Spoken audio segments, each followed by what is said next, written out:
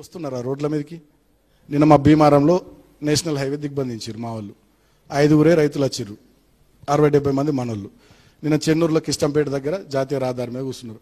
4-5 రైతులు, మళ్ళీ 100 మంది మనోళ్ళే. సో వస్తలేరు. మిలిటెంట్ యాక్టివిటీ చేయాలి. ముచ్చట్లు ఎప్పుడు కాదు, మీటింగ్లు పెట్టుడు కాదు, సోషల్ మీడియా ప్రెస్ మీట్లకి ఇవి కాదు, మిలిటెంట్ యాక్టివిటీ చేయాలి. పెట్టురి మందవారి డివిజన్లో ప్రోగ్రామ్ పెట్టురి, పోయి మొత్తం జీఎం గాని ఆఫీస్ కాల పెడదాం, పోతే 1 నెల రోజులు జైలుకు. కాబట్టి మిలిటెంట్ యాక్టివిటీ కూడా మీరు సీరియస్గా ప్లాన్ చేయాలి. అవసరమైతే రోజు ఇక్కడ సింగరేణి భవన్ అని కాలబెట్టుర్రి, మొత్తం అంగడి చేసి పారేరు, ఏముంది.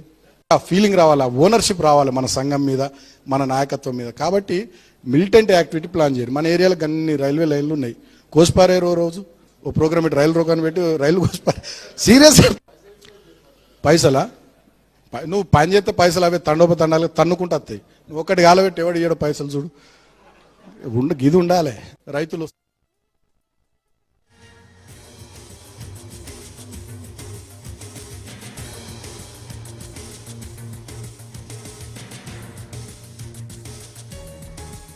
ప్రభుత్వ పెద్దలు నేను మాట్లాడినటువంటి అంశాల్లో కోడిగుడ్డు మీద ఈకలు వీక్కుంటూ ఒక ఫ్యాబ్రికేటెడ్ వీడియో తయారు చేసి దాన్ని నిన్న సాయంత్రం నుంచి సోషల్ మీడియాలోకి వదిలి ఇక బాల్కసుమన్ ఇట్లా, బాల్కసుమన్ అట్లా, ఇక మొత్తం బాల్కసుమన్ మీదనే దృష్టి నిన్నటి నుంచి. అది ఎంత దూరం పోయిందంటే ఇవాళ డీజీపీకి నా మీద పోయి కంప్లైంట్ ఇచ్చేంతవరకు కాంగ్రెస్ పార్టీ ఎమ్మెల్సీలు గంత తీరిగ్గా ఉన్నారు. నా మీద పోయి కంప్లైంట్ ఇచ్చారు, సుమోటోగా కేసు పెట్టాలట నా మీద. కాంగ్రెస్ పార్టీ మంత్రులు రాష్ట్రంలో వడ్ల గురించి మాట్లాడరు, మక్కల గురించి మాట్లాడరు, మేము అడిగిన ప్రశ్నలకు జవాబులు చెప్పరు. వాళ్ళు కూడా బిజీ ఉన్నారు. బాల్కసుమన్ వెంటనే తక్షణమే అరెస్ట్ చేయాలట, కేసు పెట్టాలట.